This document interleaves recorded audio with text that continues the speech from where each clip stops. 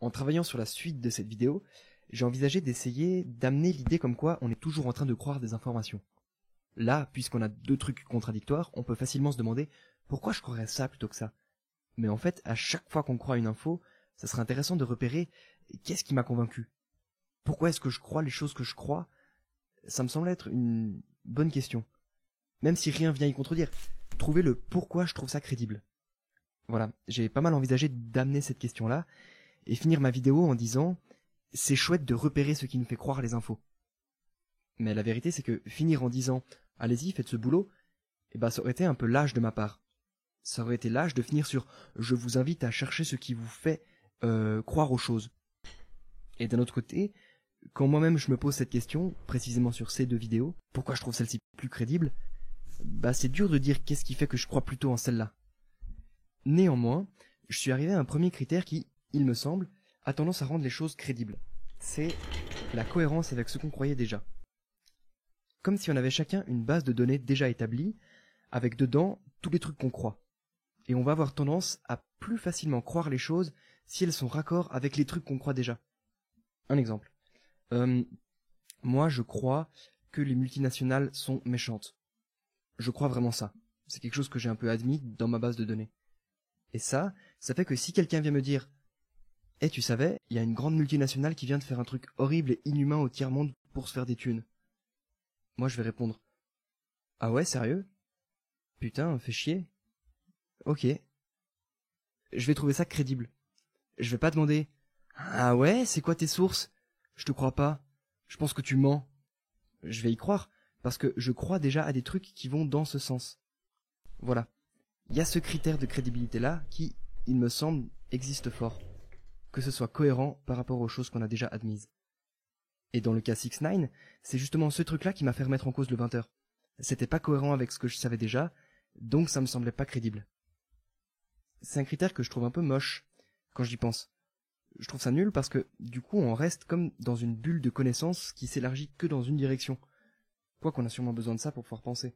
C'est peut-être ça qui nous permet en fait de construire des pensées. Le fait d'appuyer des nouvelles informations sur des anciennes. Ouais, mais attends 2 secondes. Parce que, twist, le jour où tu as vu la vidéo qui te disait que 6ix9ine était un gars sans stricte crédibilité, ça allait complètement à l'encontre de ce que tu croyais. Ça respectait pas ta base de données, et pourtant tu y as admis. Toi, tu pensais que 6ix9ine était un gangster, là on te dit que pas du tout, et toi tu y crois. Donc, il doit y avoir un critère de crédibilité encore plus puissant que la cohérence avec ce qu'on a déjà admis. En effet. Donc, ce que tu dis est très faible. Ouais, enfin, disons qu'il y a un truc qui est plus fort. Non, c'est surtout que ce que tu dis est faible. Ah si. Et pourquoi c'est faible? Non mais c'est que c'est faible parce que t'es une grosse merde, mon gars. Ouais, mais tes idées sont tristement faibles. Mais on dévie de ouf, là. Tu vois? Quoi? T'es tellement faible que tu dévis. Mais c'est toi qui t'as des idées faibles? Tu dévis? Je dévie pas. C'est loser. Il reviendra plus. C'est un loser. D'après un cours que j'avais eu une fois, il semblerait qu'un truc qui rend crédible, c'est la personne qui te dit le truc. Et il me semble que dans le cas de la vidéo qui a attaqué 6ix9ine, c'est vraiment ça qui m'a fait croire. C'est qu'il avait l'air d'avoir fait du taf. Il donnait les noms des personnes que 6ix9ine avait balancées pendant le procès, donc forcément il s'était renseigné. Il commençait sa vidéo en disant d'où il tenait ses infos, et donc la personne qui parlait m'a semblé crédible. Enfin, je dis la personne, mais je parle de la vidéo. Je propose ici, dans la thèse « On croit quelqu'un avant de croire ce qu'il dit », d'étendre le « quelqu'un » auquel on croit à, disons, un document. Et ça fait « On croit un document avant de croire ce que dit le document ». Et ici, le document, c'est cette vidéo. La vidéo me paraissait crédible avant que son contenu me semble crédible.